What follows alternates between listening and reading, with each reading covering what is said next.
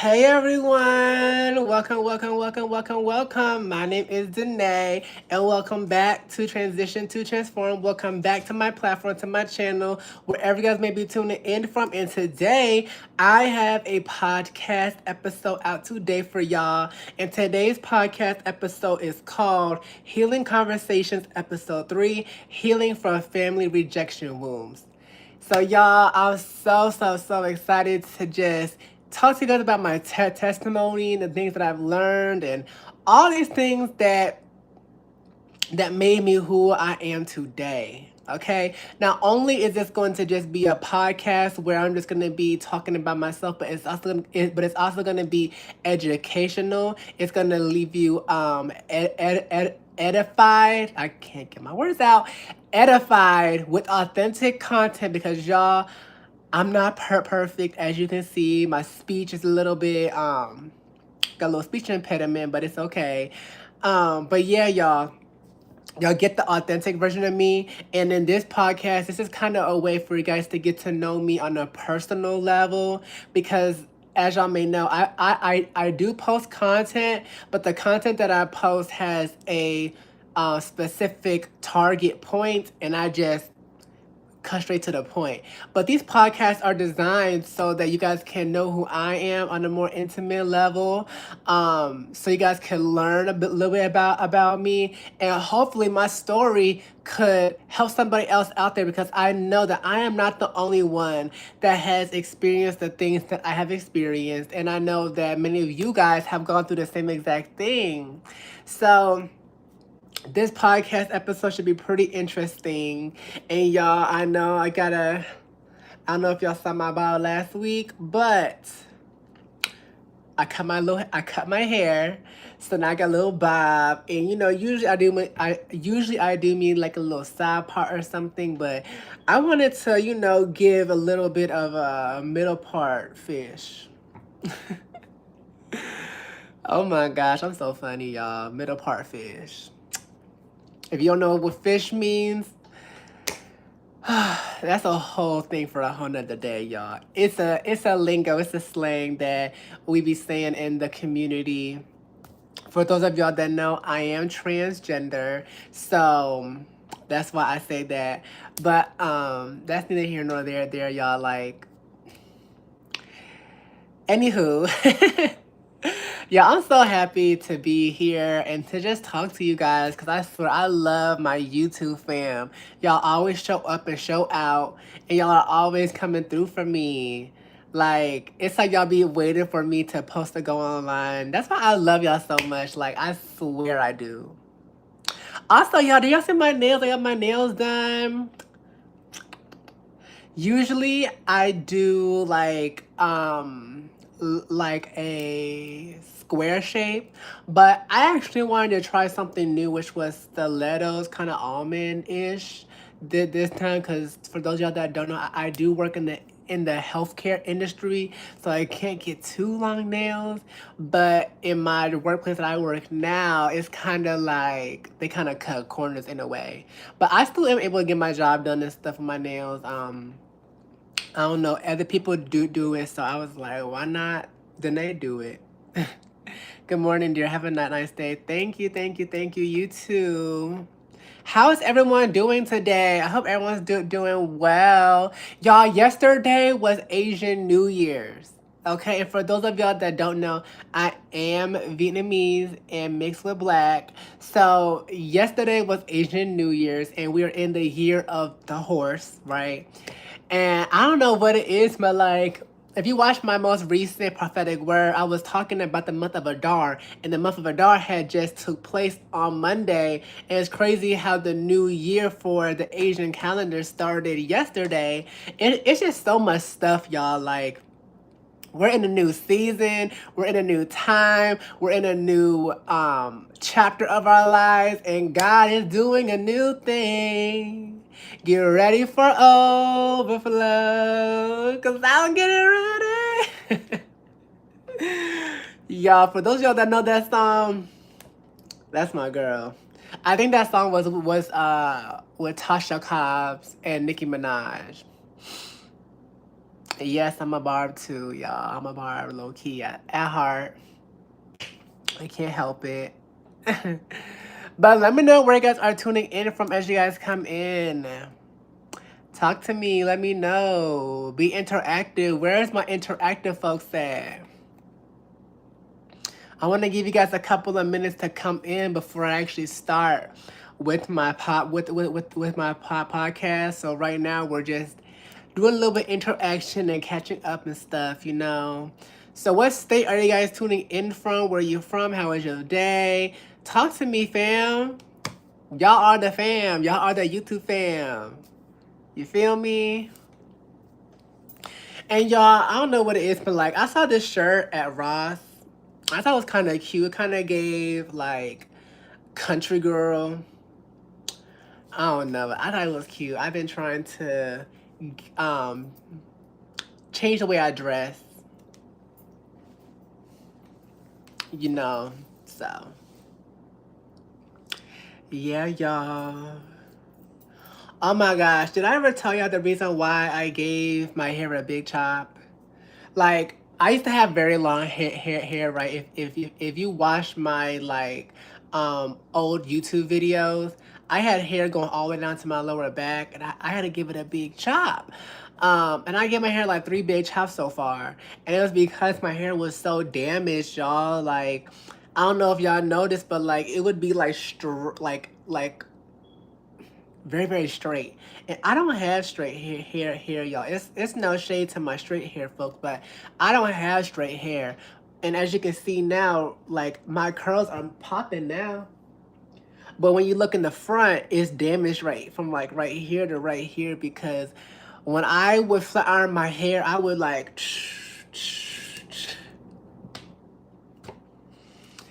my hair was burnt out. It was tired, okay? And so I know it don't look all the way there yet, but just be patient because y'all gonna see. Thank ya. Thank you, my family. All right, y'all. So I'm getting ready to start now. First, I just want to say thank you guys for coming in to watch, okay? Today's episode, once again, is Healing Conversations, Episode 3, Healing from Family Rejection Wounds, okay? So I'm going to tell y'all a little bit of story about myself and how this applies to me. And I'm sure many of you guys can relate. So as I said earlier in this video, I am a woman that has lived a trans experience, okay? And so that does make me a transgender woman, right? But when I was younger, I always knew that I was very different. I'm the youngest out of my two siblings on my mom's side. And my mom and my dad had 3 kids, and I was one of them, right? And this was before my dad had his 2 kids now. But when I was younger, y'all, like I was in a home that was very like dysfunctional, right? And I'm sure that many guys can relate to having a dysfunctional family, because I definitely can relate to that. And with me knowing that I was different from a very young age, I don't know, like I was the youngest one. My oldest brother is 33 years old, and my second older brother is like 33, 32, 31, 30. 29. He's like 28, 29, right? And so when I was younger, my dad was in the home like that. My oldest brother moved out to do his own thing in college, and it was just me and my older brother. And even then, like my older brother, right, he kind of was a guy that liked to play the game, to do his own thing, and I was always outside, right? And my mom was always at work. My dad was sitting around. So I was literally home by myself. Not literally by myself, but I kind of felt like I was by myself. Like I had nobody but my computer screen, my laptop, and me playing a game. Like, y'all, I was a huge gamer girl as a child. I used to love to play the game. I used to play Overwatch and Minecraft and all these things, y'all, right? And so, and it was because I was always alone, right? And when I would go to school, like, I don't know what it was, but like it would be hard for me to make friends because I'm not gonna lie, y'all, I was the annoying kid. I was the kid that wanted to be everybody's friend, be in everybody's face. I wanted to make people laugh, and I was trying to make friends and kiki and kaka. And people didn't like that. Some people was like, "You're annoying," and I was considered the annoying friend, right? So that kind of stuck with me. So with all of this that formed my identity as I was younger, right? It made me feel very rejected and isolated because I couldn't be myself. Um, and when I would try to talk in my household towards my mom and stuff, or my brothers, like they would dismiss me, or when I would try to ask for some attention from my brother to help me with something, he would yell at me because he was playing the game and stuff. Like, I lived, I when I was younger, up until the age of 16, no, honestly 18. I was always alone. I felt rejected. I felt like I had my family around, but I didn't feel comfortable or safe to really release my shoulders and to just be myself around them, right? Um, and this was before I actually came out to them as trans. And so when I came out to them as trans, like, everybody now that already left and moved out of the house. I moved to a whole nother house. It was me and my mom. My mom's always at work. Me and my mom would kind of bump heads. So I was always alone. I was always alone. And so because of that, it kind of, I felt rejected. I felt alone. I felt very isolated, that I felt so comfortable in my isolation that I kind of normalized it, right? And because I normalized it, I found myself alone all the time, or I would begin to try to make friends online. And that's when I started to fall into sexual sin, fornication, being friends with the wrong group of people, talking to counterfeit partners. I was doing any and everything, y'all. I even caught I even found myself in trouble with the law because I wasn't receiving the love that I needed at home. And if you watched my most previous podcast, I kind of discussed a little bit about this, but in this podcast episode, I'm kind of diving more deeper into it, right? And so this was what you call family rejection wounds, right? So now let's talk about the healing part. Okay, so because I was always alone, I found myself dealing with counterfeit relationships and bad people, and it really just wasn't really good for me, right? And I know that many guys can relate. Comment down below if you can relate to what it is that I'm saying. Like, you've experienced family rejection. You've been rejected ever since that you were younger, and most of the time, if you're a child of God, you are someone that has experienced that type of cards being dealt to you since birth, right? Um, and so, with that being said, you guys, like, I was always alone. And because I found myself messing with counterfeit partners and stuff,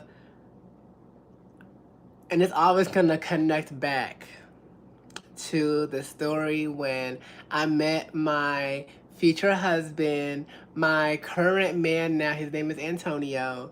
And like, I remember when I went to these pool parties, right? Because I was outside. I was outside. I was very much outside. I'm not the woman that I am today was not the woman that was back then, like 3, 4, 5 years ago. I was outside. I was I was outside dancing at the age of 16. Yeah, I live a very fast life, and this is a no judgment zone, but I'm gonna keep it real and authentic with y'all. Ever since I was 16 years old and I had my own car, I was able to be more independent. My mom let me do whatever it is that I wanted to do while she went to be with her man. I was home alone. Baby, I went outside. I went to DC. I went to U Street. I was outside. I was drunk. I was high. I was everything. Y'all, when I tell you, like, Danae that you guys see before you today is not the same Danae that was before then. And so that was how I coped with the rejection. Like, I always try to keep myself a bit busy with going outside, drinking, smoking, partying, having sex, and doing all these things, right? Um, and that's just how I chose to cope with my hurt, with my pain, with my trauma, with my rejection. I was young. I didn't know how to really like heal from stuff like that. So I kind of to look for avenues by distracting myself. Um, and it was really bad, y'all. I don't encourage nobody to do that because it could be good for the moment when it's really not. Like, honestly, I take that back. It's not good at all. No matter what stage of life that you're in, but the healing process can be very painful. The healing process can be very intimidating if you don't know the point of view that you should look at it in, and if you're not in the right mind space, and if God is not in the center of the healing and deliverance. See, something that I learned about God is that, and this is Jesus Christ, you know, the God of Abraham, Isaac, and Jacob, of course. Um, One thing I noticed was that the reason why God gives us the cards that we were dealt since we were young is because these things are the things that are gonna be things that you're gonna try to look for fulfillment in the world in, and you can't find them. So now you're trying to look for now you are desiring a fulfillment and looking for a higher power. Now, I used to be someone that dibbled and dabbled in the tarot card readings and all these things, and it was so demonic, y'all. So demonic. But that's not the story that I want to talk to you guys about today. I became very curious, right? And so when Jesus Christ answered my prayer in a prayer that I've asked him specifically, was my confirmation to let me know, like, God, you are real. You are there. Like I've been looking for you all this time. And so ever since I got into a relationship with Jesus Christ, you know, I try to go to church. Um, they rejected me because I was trans. And that's also another thing. Like when you're someone that feels like you've been rejected by the whole world, by society, by your family, by society, like it can really leave a really deep imprint on you and your heart and who it is that you are. But one thing about me is that I never allowed that to break me. I turned my pain into purpose because I know that there's somebody out there that's under the sound of my voice that can relate to my story, you guys. I know for a fact that it is. I don't care if you agree with my story or not, with who I am or not. It is my story. And my story is connected to so many other people's lives because someone out there is experiencing the same thing or has experienced that. King, are you okay? King, you making all that noise over there. But yeah, you guys. So ever since I found Jesus Christ and I was in a relationship and I still am in a relationship with him, he began to heal my heart, the deepest parts of my heart. And that's when, oh my gosh, God, you want me to talk about that? Okay. So I also want to mention this, you guys. Like, when you are in the LGBTQ community, there's such thing as a gay father, a gay mother, it's basically a family that is made um, a a family that's not blood, but it's a family that is surrounded by love. right? And that's one thing I love about my community is like, it's like there's love there. It can be love there, but it can also be a lot of envy there. But when you're in a gay family, right? I don't know if y'all know what ballroom is, but ballrooms also have a family too. But the gay community really stick together. They stick together. The LGBTQ community really sticks together. And one day I went to DC for Pride and I met my gay father there. And oh my gosh, he really like, I felt so at peace with him. Like I could tell him anything and everything. I met him when I was 15 years old. 15 or 14 years old, and it was just so amazing how we met, y'all. Like, and I do believe that God sent him to me to heal my heart, like to be someone that I could confide in and to just let my worries out and that someone could relate, right? And y'all, like, God sent him and God sent my man now, and ever since then, y'all, God has healed my heart. He uses people to heal your heart, to speak affirmations over you, to confirm things with you, to just show you unconditional love, you guys. And something that I had to learn, like the big lesson that I had to learn after all this was said and done, now that I'm older, you guys, is this. And I have 2 points here, okay? So the first one I have is performing for love due to rejection is a behavior that spreads in all relationships. So you guys, when your family rejects you, your family is the first source of acceptance, protection, provision, and protection, acceptance, provision, and protection. I think I already said that. It was one of those. I think it's only three. Yeah. Protection, provision, and acceptance. Your family's gonna be the first people that you are around that should be showing you these three things. So when one or all three of these things are lacking, it changes the way that you move about your relationships or about your life moving forward in life. Okay, so because I was rejected in my family, um, I began to shrink myself. I silenced myself. I allowed for them to I basically tolerated mistreatment for a very long time. And so because of that, it kind of when it came to me making friendships and relationships, I carried that with me. I did. And it was not good. And that's why when you're rejected, like me personally, when I was rejected in my friendships, I would try to perform. I would try to allow mistreatment and tolerate it because I wanted to keep people around. I did not want to be alone.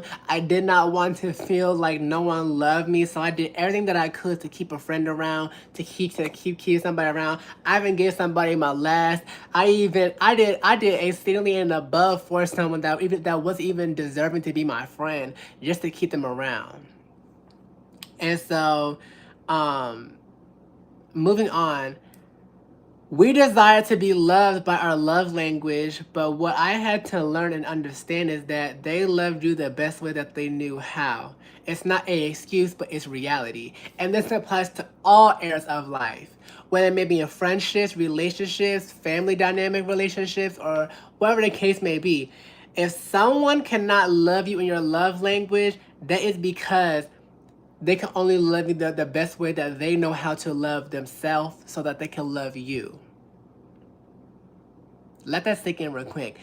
They cannot love you in your love language if they do not know how to love themselves in that love language. They cannot love you if they don't know how to love themselves in that way. Okay? They can't be for you. They cannot be there for you in that way. And man, when I tell you, when I learned that lesson, when I learned this at the age that I am now, I'm just like, I really wish that I would have known this before. But it's okay, right? This was kind of like the revelation, the wisdom that kind of put a language to everything that I done been through, and just kind of put a cherry on top of it to let me know, like, hey, this is what it is. and it really changed my mind, my perspective, right? So when you are someone that faces family rejection wounds, it could look like performing for love to be accepted. No, performing for love to be accepted can lead to self-abandonment, which includes people pleasing, saying yes when you mean no, neglecting your needs, skipping meals or poor self care, hiding your true self, tolerating mistreatment, perfectionism, or codependency as a result of people pleasing. And y'all, like, I fell under this category real bad. like, like, it was so bad, you guys. Like, being Danae was not easy back in the day. Oh, that rhymed. Clock it. But being Danae was not easy back in the day.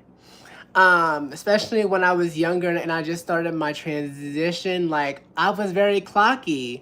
I didn't have this beautiful face that I've always had a beautiful face. But I didn't think that I did because I had gender dysphoria, as well as I had certain features about myself that made me feel like very manly that I did not like. So I had to take hormones to really become the woman that I've always knew that I was. And so like um with society looking at me, they kind of looked at me in a way where I didn't like to be perceived as, was because I was very clockable. I didn't look like the woman that I do look today. So society was rejecting me. My family was rejecting me. I always felt alone. My friends was always trying to like leave me because they didn't like the fact that I was trans or gay at the time. And so y'all, like, it's hard living a lifestyle of being someone that's rejected for being trans, for being gay, for being different. It's so hard. And so I never want to like kick somebody while they're down when they're going through a phase where they're trying to cope with rejection. But the truth of that matter is, performing for love due to rejection is the behavior that's present in all areas of your relationships. We desire to be loved in our love language, but what I had to learn to understand is that they can only love you the best way that they know how to. It's not an excuse, it's reality. So once you gain that reality, that understanding, you begin to move a different way. So what I did personally was I began to talk to God more. I began to ask God, why do I act the way that I act? I began to draw closer to the Lord, and I started to get into this book here. And God showed me who He was, y'all, and it just made me feel so loved. It made me feel like He was real. When you build your relationship with Christ, you now have a foundation in something that is firm and not unstable like these relationships. When you build a relationship with God, man, He will reveal to you your purpose, your worth, your identity, and all these things. And once you know who you are in Christ, once you know what your purpose is, once you know what you're designed to do on earth is, you will never walk the way that you walked in the past season. I promise you, you won't. Because now I'm so confident in myself that even if you clock me, even if you don't like me, even if you don't choose to love me the way that I want to be loved, God healed me so much. And not to say that I'm perfect, not to say that I'm all the way healed, because we will never be fully healed, but because because God has begun this work within me, I can now love other people authentically, even though that they may not, even though that they may not love me. But I also don't have to be dumb. As it says in His word, be wise as a serpent, but harmless as a dove. Be wise as a serpent, but harmless as a dove. And so when I read that, I'm so, okay, let me embody that. Let me walk in the word of God. I don't know, y'all. Like, honestly, my most simple way to heal, the most like, and this may sound so like too simple, but it's the truth. The way to heal is through the Bible. The way to heal is through Christ. I promise you it is. And I've only been on this journey with the Lord. I've been on this journey with the Lord for 3 years. And I've came this far. The Lord blessed me with wisdom, knowledge, healing, deliverance, and so much more, you guys. Like, He changed my life. And I'm forever grateful and thankful for the things that He has done. But for those of you that may have experienced family rejection wounds and you're healing from it, my advice to you is that you have to know your worth. And sometimes it takes for you to sit with yourself in the corner and look at yourself and talk to yourself and say, why do I tolerate the things that I tolerate? Why do I accept the things that I do? And once you can come to a realization as to why you do the things that you do and why you accept the less than you do, and you say it out loud, that's the moment where you can finally click into your mind like, I deserve better. Y'all, because when I was alone, I had so many days and nights where I would literally sit in front of the mirror and talk to myself like, Danae, why are you upset? Why is this happening? Am I tripping? Like, did you hear that, Danae? Because I heard that. Like, I would talk to myself, and that's not in a demonic way, but I was talking with myself because that's how you heal. That's that you have to sit with yourself to acknowledge what's going on and to cope with your emotions. When you choose distractions, you will never heal. But when you choose to be intentional with the healing and you pray about it, you talk to yourself about it, you pray about it, and you try to just come to a realization. Sometimes you don't really ask yourself, y'all, oh my gosh. I gotta say it's one thing. I noticed, y'all, that when I would be going through a circumstance, I would meet someone that's going through the same thing and I would give them advice how to get over it. And I'm just like, I'm going through the same thing. Why don't I take my own advice? What would you tell someone that's going through the same thing that you're going through? What would be your advice? I think that what would be your advice for someone that's going through the same thing that you're going through? And whatever your advice would be, is that advice that you should take. Okay? And so, yeah, y'all. Sometimes it takes for you to sit down in the corner with yourself and talk to yourself and ask yourself, are you okay? Get to know yourself a little bit more better. Get familiar with yourself and just talk to yourself and just, I don't know, reassure yourself. Speak life over yourself. When you look yourself in the mirror and you feel hurt, tell yourself how beautiful you are, that you deserve better, that you will have better, that you will have a husband, that you will find love one day, that you will be happy, that you will choose to live in joy and not despair. Okay, sometimes you have to encourage yourself. Sometimes you have to be your own encouragement when there's no one around. But I'm telling you this, if you really want to heal, this is the healing prophecy. This is the healing book. This is the healing blueprint. This is the thing. This is the book. This is the God that will heal you, that will deliver you just by you reading the word of God. And oh Lord, I almost said something I don't want to say. Y'all, we don't swear on God, but that's how serious I am about this thing. That's how serious I am about God. That's how much I can put all my dibs on God. Even when no one is for me, He is for me. If no one is with me, if God's before me, who can be against me? Thank you, Melanie. Thank you. And I'm good, girl. How are you? But yes, you guys, like, I know someone needed to hear that today. And I know that God I really want you to know that God loves you. God sees you. He knows what you're going through, but the moment that you stop allowing the things that you allow is the moment that as you stand on something, is the moment that God will shift things. Because God is not the God of letting people slide and letting people treat you. No, He will tell you to stand on business. Set up them healthy boundaries. Know your worth, set up healthy boundaries, and never settle for less. And if no one is with you, if everyone's against you, know that God is before you. Know that God is for you. Because God chooses the rejected. God chooses the ones that everyone wants to throw away. God chooses the ones that the world wants to neglect.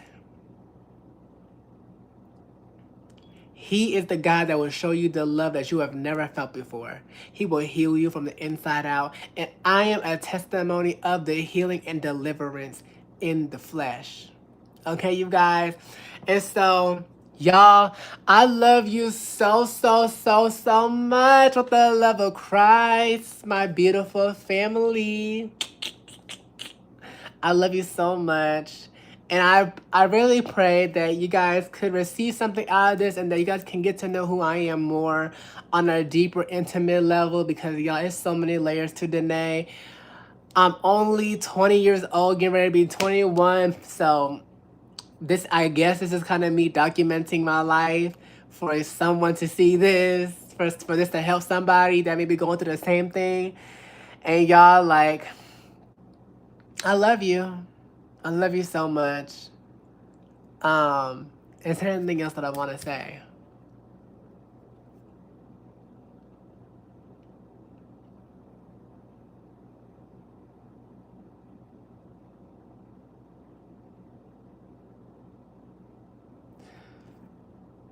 This is the last thing.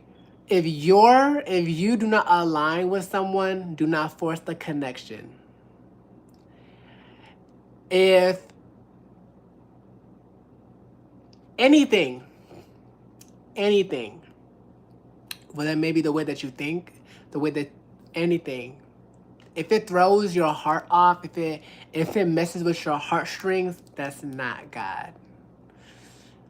That's not God. If it pulls on your heartstrings, if it makes you, if it does not push you to become a better version of yourself, but instead it declines you, it depletes you, it drains you, that's not from God. And do not get sucked up into that by people pleasing and performing because you don't want to be alone. Because what it's gonna do is it's only gonna be a cycle.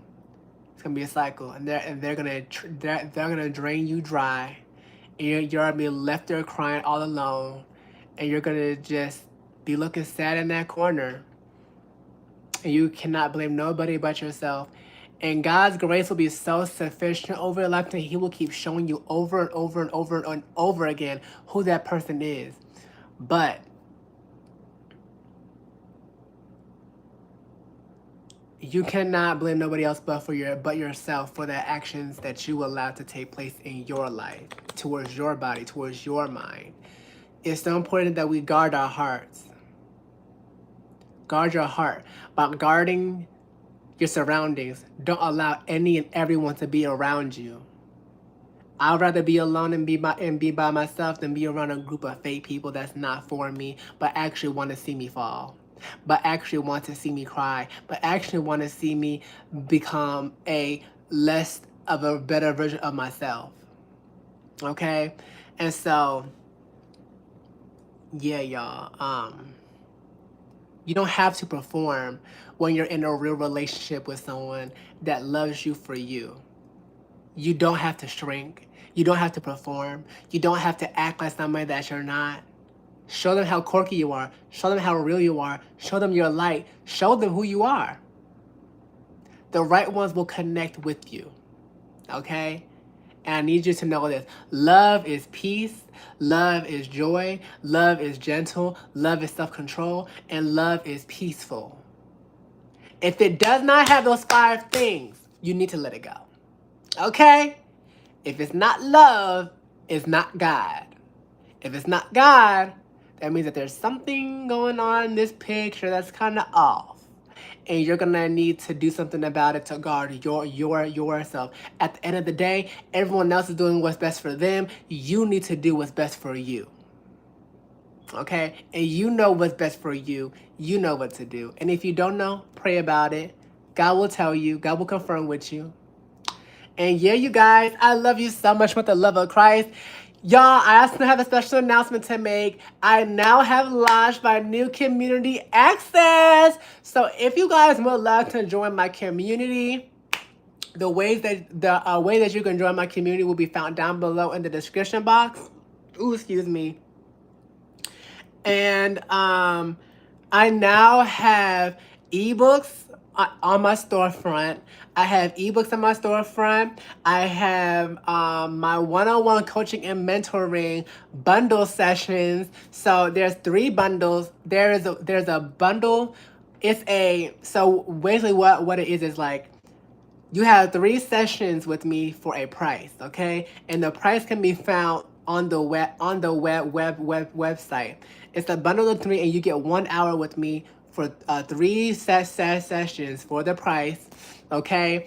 And I'm also, like I said before, I now have a community access where you all can be in a community with me and like-minded individuals, and we can actually, like, FaceTime on there, have Bible studies, discipleship, mentorship, group discussions. This is a group setting, you guys, okay? So if that sounds like something that you want to be a part of, the way that you can be a part of it will be down below. All the information that you need will be found down below in the description box, you guys, okay? And yeah. Make sure that you'll check out my website at transformedbygrace.store. Again, transformedbygrace.store. And everything will be found in that, everything can be found on that link. All the books, all the resources, everything, you guys, okay? And so I love you guys so much with the love of Christ. Thank you for watching this podcast. Thank you for listening. I poured my heart out unto y'all today. And so I love you so much, and have a blessed day. Happy month of Adar. Mwah. Your sister out. Bye.